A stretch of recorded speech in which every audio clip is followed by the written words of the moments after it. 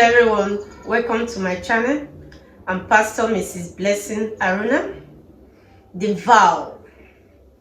Many of us have heard of this vow, and many of us have taken this vow with our partner during the day of our wedding, either in church or in court. But we don't know what this vow means. We just take the vow without knowing the meaning of this vow. I'm going to tell you the meaning of this vow.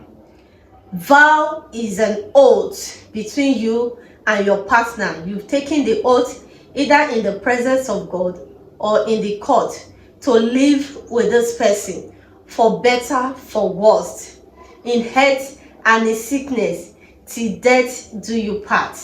Do you know that it is a great oath you've taken? It comes with commitment, dedication, and love between you and your bride when you take this oath. So be very careful of the person you take this oath with. If you take this vow with the wrong person, you're going to suffer all the days of your marriage.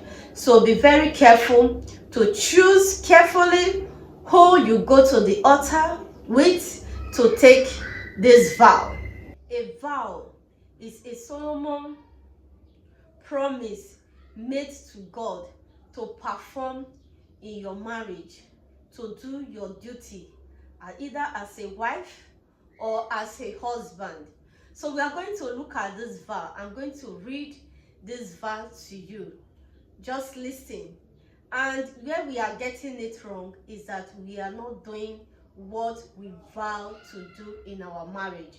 That is where problems comes. Okay, listen to the vow you took in the presence of God or in the court. Just listen. They will say you should put your name. Take you to be my wife or husband, to have and to hold for this day forward, for better, for worse, for richer and for poorer, in sickness and in health, to love, to cherish, till death do us part, according to God's holy law in this solemn vow.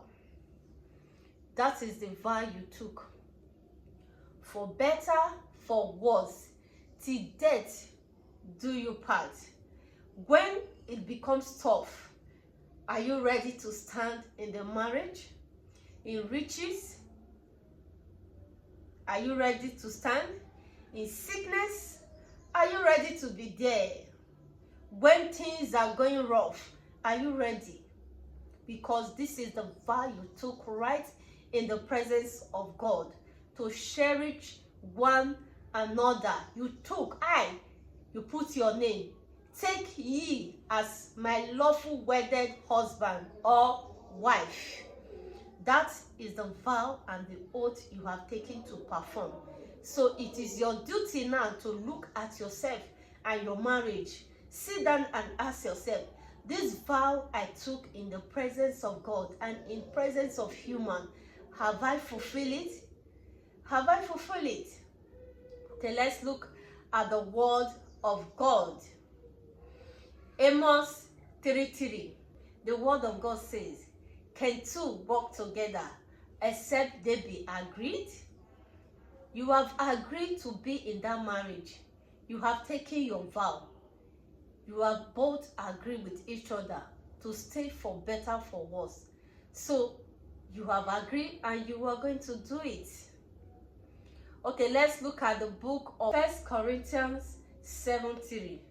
It says, let the husband do to his wife benevolence, and also the wife to the husband.